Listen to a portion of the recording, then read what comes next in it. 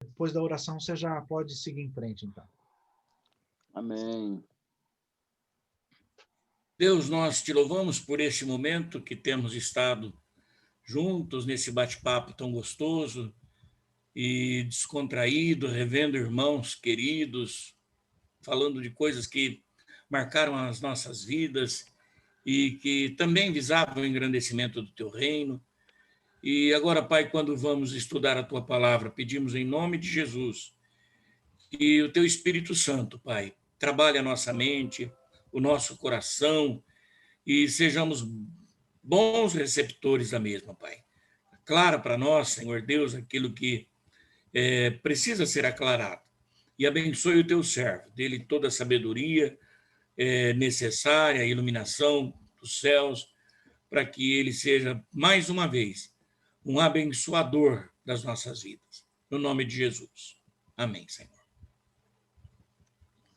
Amém. Graças a Deus, mais uma vez, né? E hoje eu gostaria de trabalhar um texto bem conhecido, mas muito conhecido, na sequência de 2 Timóteo, que é o capítulo 2, versículo 1 e 2. Talvez o versículo mais conhecido sobre o assunto discipulado depois de Mateus 28, 19 e 20. Esse texto é muito celebrado. Toda vez, desde a caminhada na CEPAL, depois, enfim, tantos outros lugares, sempre esse versículo era citado quando falava de discipulado. E hoje eu quero jogar o conceito e, ao mesmo tempo, ficar cutucando vocês, no sentido de perguntar se você efetivamente consegue enxergar ou se enxergar nesse versículo, que é o versículo 2, precisamente. Eu vou trabalhar só o 1 e o 2. Vocês conhecem, diz assim: quanto a você, meu filho, fortifique-se na graça que há em Cristo Jesus e o que você ouviu de mim na presença de muitas testemunhas, isso mesmo, transmite a homens fiéis, idôneos, para instruir a outros. A maioria de nós sabemos até de memória esse versículo. Mas eu ia perguntar se algum de vocês conhecem alguém vivo que, olhando no retrovisor, consegue enxergar 4 gerações. Ou seja, ele, o filho dele, o filho do filho dele e o filho do filho do filho dele. Alguém conhece alguém? Você conhece, Yasmin? Fala aí, não consegui falar o nome do primeiro. Quem é o primeiro? Azor Ferreira. Azor. E quem é o filho dele? É Júnior. Júnior. E quem é o filho? Tem E o filho Azor, do... tem Joel, tem... Não, mas a sequência da geração. O Azor é o primeiro, o Júnior é o segundo. Os netos e os bisnetos, não sei o nome, não. Mas legal. Boa imagem aqui para nós. O que o Jaziel acaba de colocar, dando um exemplo do sentido físico, biológico, é o que Paulo está dizendo aqui, que há 4 gerações. Lógico, vocês já sabem disso, o texto fala que é 4 gerações mesmo. Todo mundo sabe disso, já ouviu falar isso muitas vezes. A primeira geração é Paulo, a segunda geração é Timóteo, a terceira geração são os homens fiéis e a quarta geração, os outros. Ok. Então, esse texto é enigmático, por um lado, e simples, por outro. Ele é simples porque a gente entende olhando e, poxa vida, eu tenho quantos anos? 30 anos que ouço esse versículo, mas ele é enigmático do ponto de vista da prática. Então, imaginemos nós aqui. Vamos começar, Wesley, com a Shirley.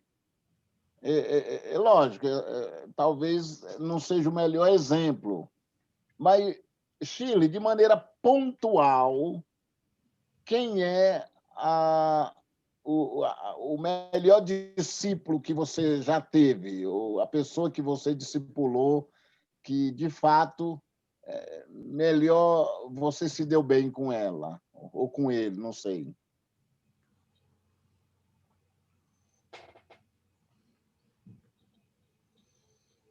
Alô? Oi, está me perguntando quem Isso. é? Você lembra, se sabe o nome, está lembrado de alguém? Sei, De alguém, sei. né? Não, Sim, pode falar o nome ou deixa sem falar? Suzanne. Hã? Suzanne. Ok, todo mundo entendeu? Suzanne. José, Suzanne. do 100. Suzanne. Ok. Porventura, você selecionou a pessoa que você se sente que melhor discipulou ela, correto? Que eu saiba, é. Ok, ótimo, ótimo. E quem ela discipulou? Ela mudou para outra cidade depois de uns 10 anos atrás, então ela tem um círculo de pessoas lá. Mas você acha que ela tem pontualmente alguém que ela discipula? Tem um grupo de pessoas. Você não sabe o nome de uma delas? Não sei o nome de uma delas particularmente, não. Muito bem. Segura aí um pouco, Shirley. Wesley, você percebeu? Lógico, nós estamos usando o exemplo de Shirley, porque ela nos dá liberdade de fazer esse tipo de demonstração. Mas você percebeu que ela não tem muita certeza da terceira geração, correto? Correto. Mas existe. Só que ela não tem clareza. Você não tem clareza onde é que a pessoa está, e etc, e etc. E nós nem perguntamos ainda da quarta, porque se você não tem certeza e segurança da A terceira, terceira, não vou saber então, da quarta. Uhum. o que efetivamente eu quero colocar é que o discipulado, e aí eu vou colocar o ponto que fez. Tem 2 pontos-chave que eu quero colocar aqui. Então, eu defendo uma tese que pode ser derrubada, com certeza, mas eu sempre defendi essa tese, que eu só estou discipulando de maneira relevante quando eu consigo enxergar a quarta geração. É meio arrogante, talvez, porque tem muita gente discipulando de maneira relevante e eficaz e, por alguma razão, como a Shirley, não consegue enxergar. Mas a minha tese é que eu preciso perseguir isso, ter isso com clareza, ter isso no papel, tipo no espelho do meu escritório. Eu estou radicalizando, mas pelo menos na memória. O Wesley, essa é a primeira coisa. Eu preciso enxergar a quarta geração. Ou seja, o Azul precisa enxergar o Azul Júnior, e por cima do ombro do Azul Júnior, ele enxerga o filho do Azul, e por cima do ombro do Azul Júnior e do filho do Azul Júnior, ele consegue enxergar o filho lá, a quarta geração. É esse o sentido. Lógico que facilita se a gente está na mesma comunidade, na igreja local. Lá na primeira IEQ, Wesley, que você conhece, a primeira igreja do Evangelho Quadrangular, nós tivemos o privilégio de visualizar a 7ª geração.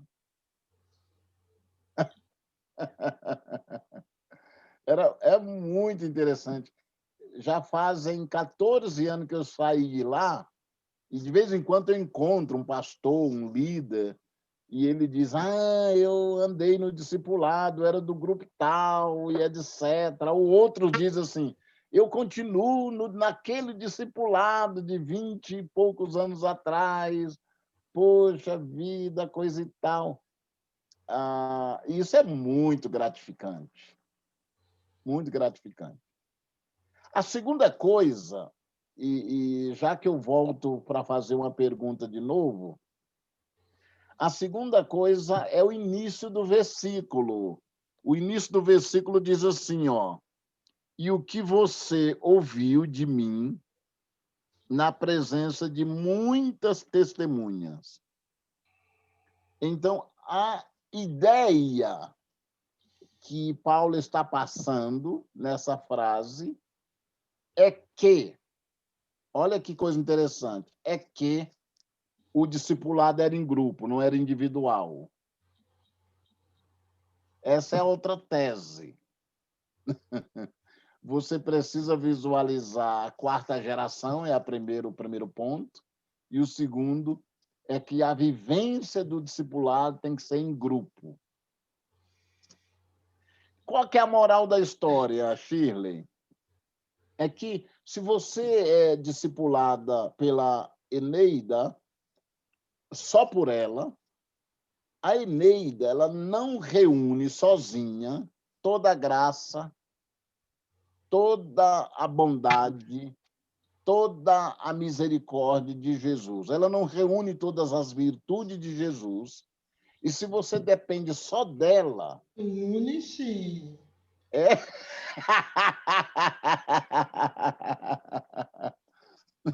Eu entreguei a pessoa errada.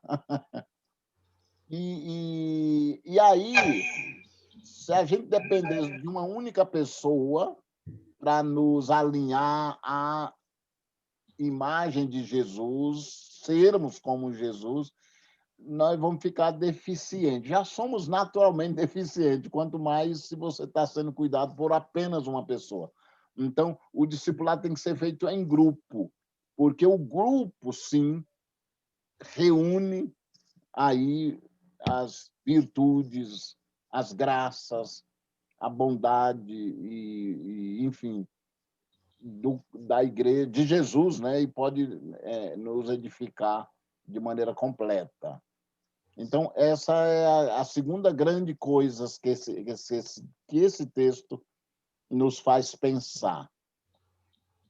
Lógico que tem a ideia do transmite, né? Que o conceito aqui não é necessariamente passar informação. Vocês sabem que eu sempre bato nessa tecla que o discipulado não efetivamente se restringe a um curso, a um conteúdo, a um estudo, a uma reunião. Ao contrário, toda a transmissão acontece de vida na vida.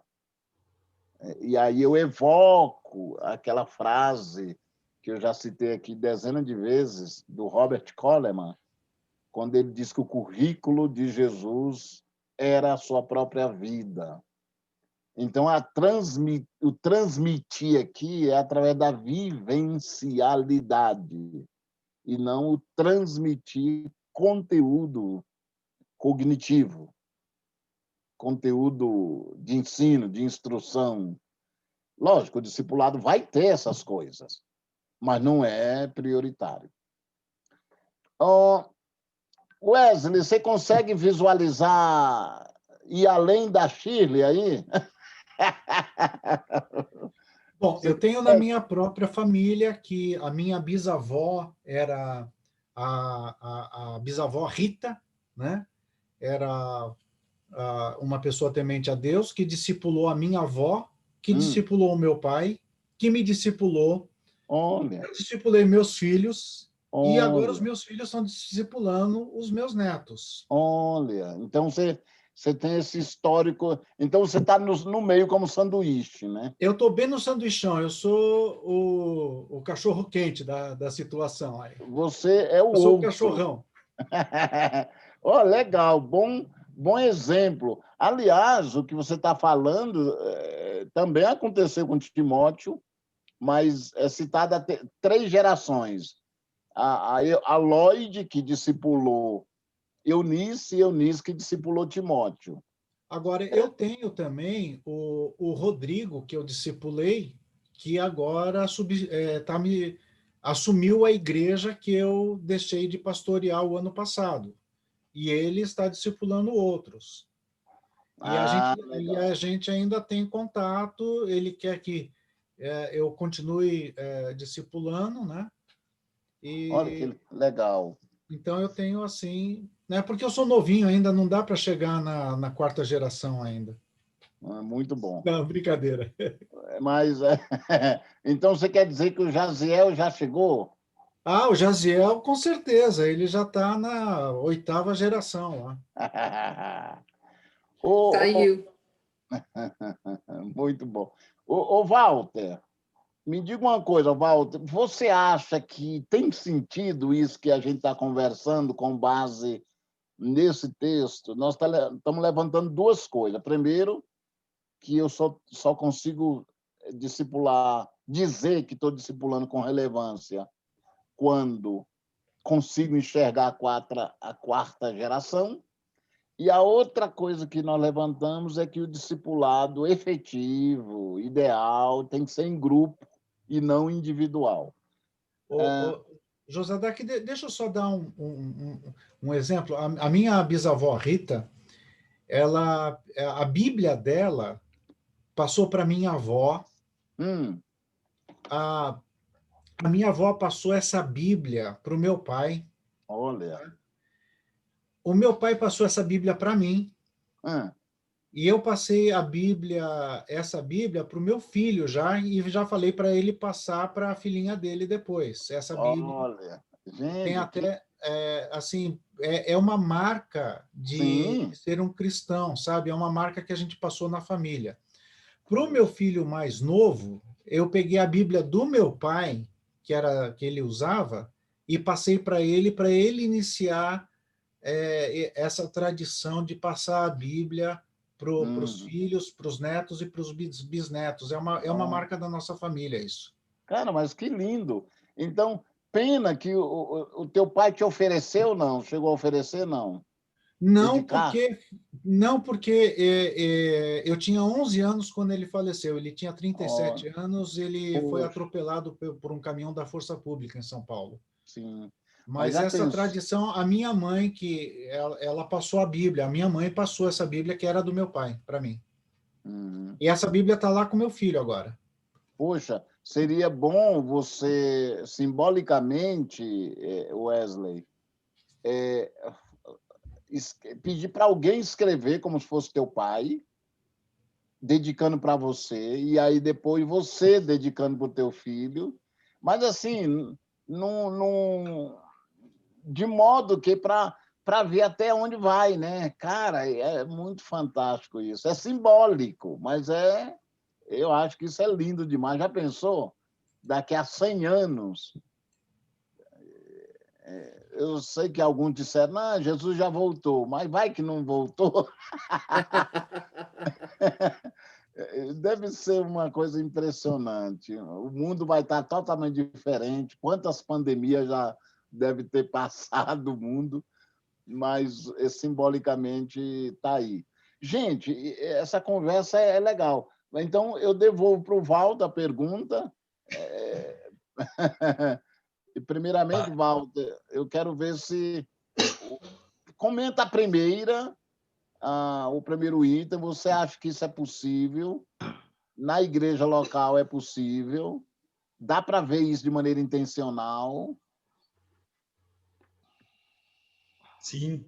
Bom, primeiro porque a gente tem se rendido aqui às suas teorias, que são fantásticas, Josadak. É impressionante, né? Nosso conceito de discipulamento mudou totalmente. E muitas coisas. Eu nunca tinha pensado nessa questão das 4 gerações, jamais.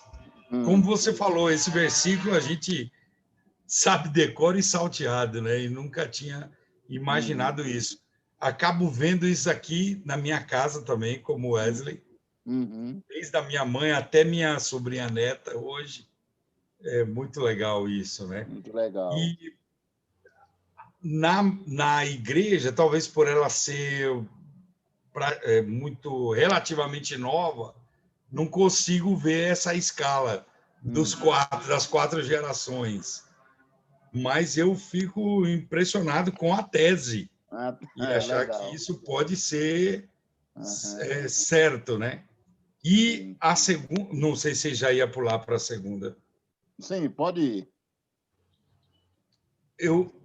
Justamente com você, nós estamos aprendendo aqui que discipulado pode ser das 2 formas, inclusive em grupo. Sim, não é? sim. Eu só ouço você falar, meu grupo foi ontem aqui em casa. É impressionante, né? E a gente sempre tem a ideia do particular, do discipulado tete-a-tete, 1 a 1. Né? É muito bacana. Eu tenho assim uma grata satisfação de ter discipulado um jovem aqui na igreja. Ele tinha 17 anos quando se converteu e hoje ele tem 33, mora em Portugal e ele tem 3 discípulos portugueses. Olha, que legal. Não são nem brasileiros que moram lá. Deus foi usando a vida desse menino lá e ele tem se reunido com esses meninos. Eu tenho procurado falar da experiência que a gente tem tido com você aqui. Muito, muito legal. Ele era louco para participar aqui, mas são 4 horas de diferença. Não tem condição. Eu tenho um grupo. Hoje, às 18 horas, eu tenho um grupo lá em Setúbal. Eu entrei às 18 horas e trabalhei com eles até 19. Até às 19 horas, 1 hora. Um grupo de 7. É verdade. Eu comecei esse grupo lá e tem português junto lá, misturado. Que legal. Ótimo. Paulo, qual ponto que você destacaria? O Walter comentou que para ele foi uma novidade considerar essas 4 gerações e a gente fazendo esse bate-bola para ver se efetivamente a gente consegue enxergar, né, isso na vida da gente. Mas comentando aí, Walter, o que você achou? Walter não, é Paulo Paraguaçu. O que você achou da ideia? E você consegue, Paulo, enxergar quantas gerações? Você consegue ir além da Chile?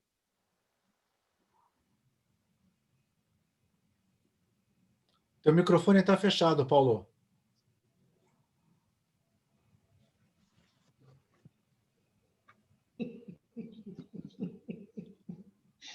O Paulo não sabe nem da primeira geração, ele ainda precisa se converter, o Josadak. É verdade. Uma grande verdade. Eu posso pular o Paulo? Eu posso entrar no meio do Paulo, antes do Paulo? Pode entrar no meio. O Paulo está muito devagar. A minha família vem da descendência do José Manuel da Conceição. Então, nós temos 7, 8 gerações. Isso em Brotas, né? Na cidade de Brotas. Então, tem neto, bisneto, tataraneto, e vai até... Tem 7 gerações, por causa do José Manuel da Conceição. Que é a terceira igreja presbiteriana do Brasil, né? Então, tem minha avó, tem minha bisavó, tem meu pai, aí vem a nossa geração, e tem os sobrinhos e os filhos dos sobrinhos, né? O meu para nos meus filhos, porque eu não tenho netos ainda. Sim. Ô, Ineida, você A acha Ineida que é parente do Simonton. Não, do José Manuel da Conceição, vem que história. Ô, Ineida, me diga uma coisa, você que tem toda essa vivência na igreja e tal, você acha que é possível a gente praticar isso discipulando pessoas no contexto da igreja local e trabalhar de maneira tão intencional que possa enxergar a quarta geração? Olha, eu estava pensando no que você falou, eu achei assim, o grupo, eu tive mais dificuldade, mas é desafiador a gente trabalhar em grupo. Eu achei o grupo muito, para mim, desafiador. Até então, eu não tinha trabalhado em grupo, eu trabalho de um em um, né? Então, a gente tem aqui na nossa igreja, por exemplo, você já tem filhos de filhos, que a gente chegou, já tem 40 anos, aí você vai, já discipulou. Hoje, por exemplo, as crianças que eram, né, a gente estava na EBD, estava discipulando, hoje elas já são diretoras de BD, já estão ministrando o louvor, então, e os filhos já estão com eles também. Não sei se é isso que você perguntou. Agora, não em grupo, isso eu não faço, não fiz. Eu achei até bastante interessante isso que você falou, que realmente a gente precisa ser em grupo para você se fortalecer, né? Para um compensar o que o outro não é, né? Sim, completar. Não, eu achei interessante, Neida, que os exemplos nossos aqui, de modo geral, que é de maneira positiva, está dentro da família. E eu acho que nós estamos indo muito bem nisso. E aí eu estou perguntando também se é possível a gente, na realidade da vida da igreja, montar um projeto, como eu fiz há 24 anos atrás, quando cheguei de São Paulo, aqui em Curitiba, e implantei numa igreja local, era já uma igreja grande, de 1.500 membros. Quando eu saí, 10 anos depois, ela estava com 4.000 membros, e hoje, 24 anos depois, ela está com 6.500 membros. Pelo menos isso que eles dizem, né? Mas, quando eu saí, tinha 80 grupos. 80 grupos de discipulado. Então, durante 10 anos, Shirley, nós conseguimos enxergar 7 gerações de discípulos. Você entendeu? Pegou o raciocínio? Esse é o desafio no contexto de igreja local. Eu estou pensando que no contexto de igreja local dá para você fazer isso, mas quando você não tem um contexto de igreja local, eu acho que não dá para fazer, dá para ver a quarta geração. A terceira dá para você ver, porque você consegue ter esse contato com as pessoas, mas se torna uma coisa orgânica quando você está discipulando pessoas que não fazem parte de uma igreja local. Você só consegue ter contato até uma terceira geração. Depois fica uma coisa forçada. É verdade, é verdade. Vamos ouvir o Paulo. Vamos. Ô, Jaziel, estou tentando. Mas, ô, Josadac, eu, à medida que você falava, eu me lembrava aqui de influências que a minha família recebeu, né? E isso, para mim, é muito claro. Teve um pessoal de Presidente Prudente e influenciou muito a minha avó. E a minha avó, logicamente, a minha mãe já me influenciou, e com isso a gente também vem vindo, né, aí mantendo essa tradição da igreja, né, de frequentar a igreja, ou de ensinar o caminho da igreja, né, para os filhos, e, lógico, consequentemente, né, Jesus, e há uma conversão, coisas desse tipo. Mas hoje essa família ainda é muito presente. Eu consigo visualizar isso, né? A filha dessa, a gente chamava de vó, e não era vó, então a gente falava, ela vem aqui o neto torto da avó, que não era neto. E ela tinha muito carinho desde pequeno. E ela, quando eu chegava na casa dela, ela já sempre preparava uma mesa para um café, para alguma coisa, mas ela ligava aquela radiola que ela tinha lá, colocava um hino do Feliciano Amaral, pegava o cenáculo, lia o texto, orava comigo. Eu não saía, não ia à casa dela sem passar por esse ritual, todas as vezes. E as lembranças são muito, muito gratificantes, o carinho, né? Sim, sim. E a autoridade que essa mulher tinha, caiu ainda pequeno sobre a minha vida. Hoje, a filha dela, aí a minha mãe, que era próximo, né, acabou ajudando essa mulher na criação de 2 filhas dela, gêmeas, e essas 2 filhas acabaram me cuidando de mim quando eu nasci. Hoje elas são e chegam como tias mesmo, e queridas, e tem aquela influência religiosa, né, sobre a vida da gente. Mas esses hinos aí só tinha do Feliciano, não tinha do Luiz de Carvalho? Não, eu conheci, você vê, Luiz de Carvalho ainda era, né? Luiz Feliciano Amaral, e esses mais antigos aí que eram... a gente tem lembranças assim, né? Tão boas esses momentos. Então, mas não é só isso. O grande desafio foi bom a Shirley colocar aqui dentro do contexto, fora do contexto da igreja, não fica difícil, e eu concordo, mas no contexto de igreja local é maravilhoso, maravilhoso. Eu acho que quem está inserido numa igreja local, trabalhando ali como um dos líderes, né, deve incentivar esses processos, porque é isso que Paulo está dizendo para Timóteo. E é interessante, imagine você se Paulo fosse visitar Éfeso, quando Timóteo fosse o pastor lá, e ele ia ficar muito contente em saber que os discípulos de Timóteo, que eram os homens fiéis, estava discipulando outros. Olha que imagem mais linda, né? Paulo olhando para Timóteo e vendo que os discípulos de Timóteo, que são os homens fiéis, estava discipulando outros. Muito legal essa imagem. Então, Josafá, eu ia te dizer que eu tive a experiência de conhecer uma pessoa e essa pessoa vir se converter.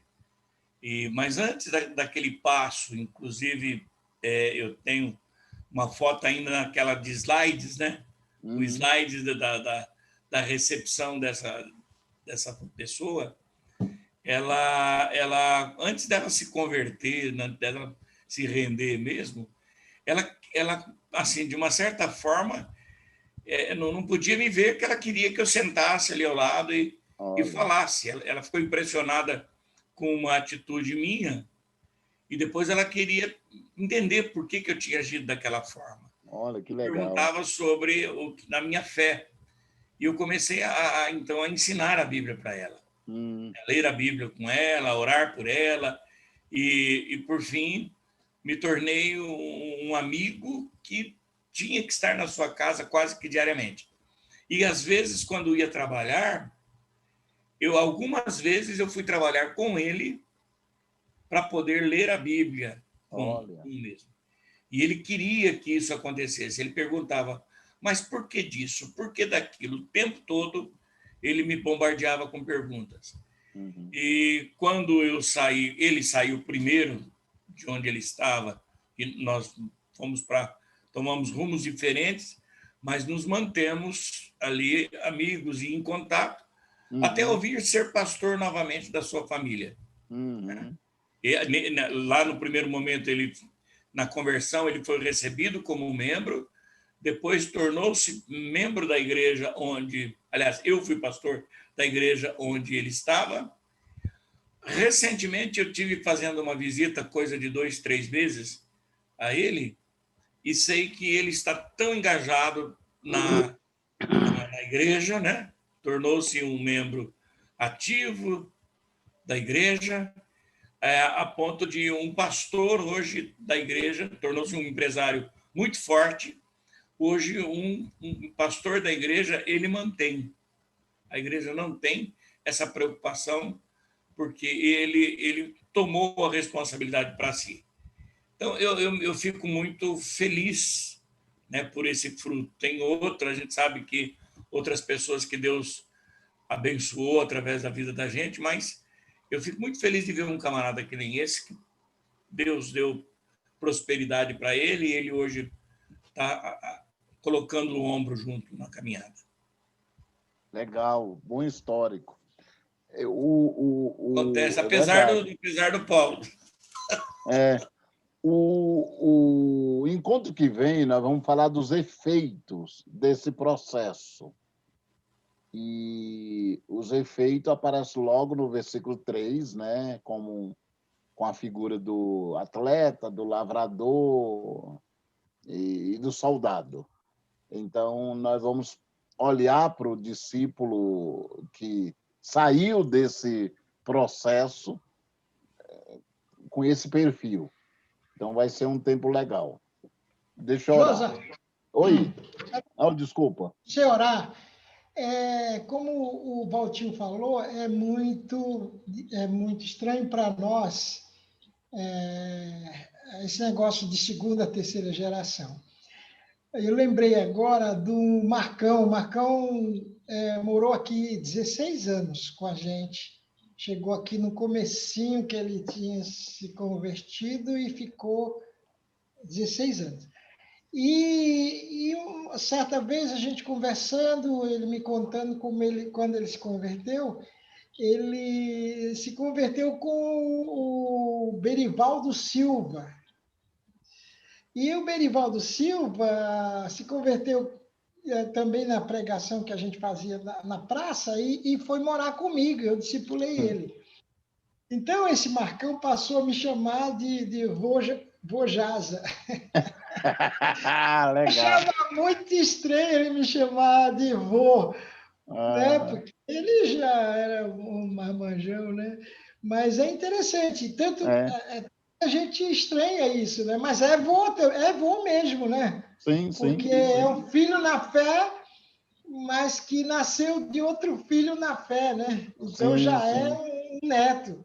Sim, é legal, é por aí. Muito legal essa imagem, muito legal. E vocês devem ter percebido que eu trabalho de maneira intencional. Então, eu estou assessorando uma igreja aqui pertinho da minha casa e já faz uns 2 anos. O pastor lá já está na 3ª geração. Ele discipulou um grupo, o grupo se reproduziu e agora o grupo está se reproduzindo de novo. Então, já tem a 3ª geração. Daqui a 1 ano, mais ou menos, ele vai chegar na 4ª geração. É legal, porque, além do reino de Deus estar crescendo, é bonito o discipulador olhar e ver que aquela pessoa que ele discipulou, ela não se tornou apenas um discípulo de Jesus, mas um discipulador também. Agora, eu esqueci de falar o segredo, né? Tem um segredo. O segredo para esse processo todo é a primeira frase do versículo 1, quando ele diz: quanto a você, meu filho, fortifica-te na graça, né? Então, a graça é o combustível facilitador desse processo, porque não é por obra humana, não é por capacidade humana, é fruto, a gente só é facilitador. Outra coisa, Jô, e é bom saber que quem controla isso é Deus. Deus sabe nossos netos e bisnetos e tataranetos espirituais, né? Com certeza. Boa, boa. Quem sabe um dia ele conta para nós, né? Eu gostaria. Aliás, quando eu chegar lá no céu, não sei se a gente vai ter contato direto com Deus, mas com Jesus talvez, né? Mas eu vou ver, pedir para ele Eu contar vou umas ficar histórias. bem pertinho do trono para ter contato direto. Muito bem, deixa eu orar. Senhor, muito obrigado por esse tempo. Obrigado pelo privilégio de pensarmos juntos sobre esses processos de discipulado. E agora, hoje, olhando a quarta geração como uma marca de que efetivamente nós estamos fazendo com relevância o processo. Nos ajude, Senhor, a, às vezes, intencionalizar essas ações, porque isso nos motiva, além de trazer grandes resultados para o reino de Deus. Abençoa a cada um de nós como discípulos do Senhor, a nos reproduzir em outras vidas, cada um do seu jeito. Nos ajude e nos abra oportunidades assim, para que possamos, como Paulo, falar a Timóteo, que Timóteo fala a homens fiéis e homens fiéis que falem a outros. Sempre debaixo da graça, fortalecido pela graça. E, na medida do possível, no contexto de grupos pequenos, onde a gente reparta a vida uns com os outros. No nome de Jesus é que oramos. Amém. Amém. Amém. Amém.